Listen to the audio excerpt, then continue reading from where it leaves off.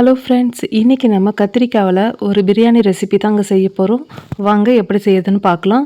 அதுக்கு குக்கரில் கொஞ்சமாக ரீஃபண்ட் ஆயில் சேர்த்துக்கலாங்க. அடுத்து 1 ஸ்பூன் அளவு நெய் சேர்த்துக்கலாங்க.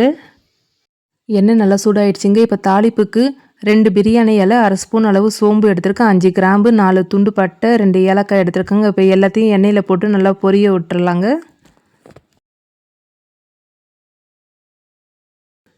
அடுத்து 2 பச்சை மிளகாவை சேர்த்துக்கலாம். 3 பெரிய வெங்காயத்தை நீளவாட்டமாக கட் பண்ணி வச்சுருக்கோங்க, அதையும் சேர்த்துக்கலாம்.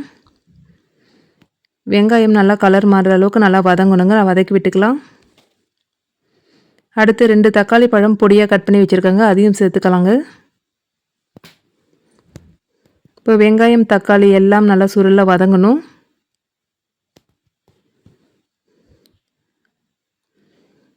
நல்லா வதங்கிடுச்சுங்க. இந்த டைமில் நம்ம 1 ஸ்பூன் அளவு இஞ்சி பூண்டு பேஸ்ட் ஆட் பண்ணிக்கலாம்.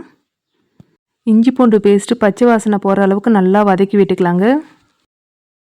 அடுத்து நான் 1/4 கிலோ அளவு கத்திரிக்காய் எடுத்துருக்கேங்க. இது நீளவாட்டமாக கட் பண்ணி எடுத்துக்கலாங்க. குட்டி குட்டியாக கட் பண்ணிங்கன்னா நல்லா கரைஞ்சி குழ குழன்னு ஆகிடும். இதுவே நீளவாட்டமாக கட் பண்ணால் தான் நமக்கு பிரியாணிக்கு எடுத்து சாப்பிட்றதுக்கு நல்லாயிருக்கும். இப்போ கத்திரிக்காய் சேர்த்து நல்லா வதக்கி விட்டுக்கலாங்க. அடுத்து 1 கைப்பிடி அளவு புதினா தழை எடுத்துருக்கேன், அதையும் சேர்த்துக்கலாம். அடுத்து நறுக்கின கொத்தமல்லி தழை 1 கைப்பிடி அளவு எடுத்துருக்கேங்க, அதையும் சேர்த்துக்கலாம். இப்போ புதினா கொத்தமல்லிலாம் நல்லா வதக்கும் போதே இங்கே நல்லா சுருங்கி வரணும். புதினா தழையெல்லாம் நல்லா சுருங்கி வரும்போது தான் பிரியாணிக்கு நல்லா டேஸ்ட்டை கொடுக்குங்க. இப்போ இந்த டைமில் காரத்துக்கு நான் பிரியாணி மசாலா கொஞ்சமாக சேர்த்துருக்கேங்க. நீங்கள் தனி மிளகாய் தூள் இருந்தால் கூட சேர்த்துக்கலாம். அடுத்து 1 ஸ்பூன் அளவு தயிர் சேர்த்துக்கலாங்க. கொஞ்சமாக லெமன் ஜூஸ் ஊற்றிக்கலாம். இப்போ இது எல்லாத்தையுமே நல்லா கலந்து விட்டுக்கலாங்க. இப்போ தேவையான அளவு உப்பு சேர்த்துக்கலாம். நல்லா கலந்து விட்டுக்குங்க. இப்போ 1 டம்ளர் அரிசிக்கு நான் 1.5 டம்ளர் அளவு தண்ணி சேர்த்துருக்கேங்க. பிரியாணி அரிசியாக இருந்தால் 1 டம்ளர் அரிசி எடுத்திங்கன்னா 1.5 டம்ளர் தண்ணி வைக்கணும்.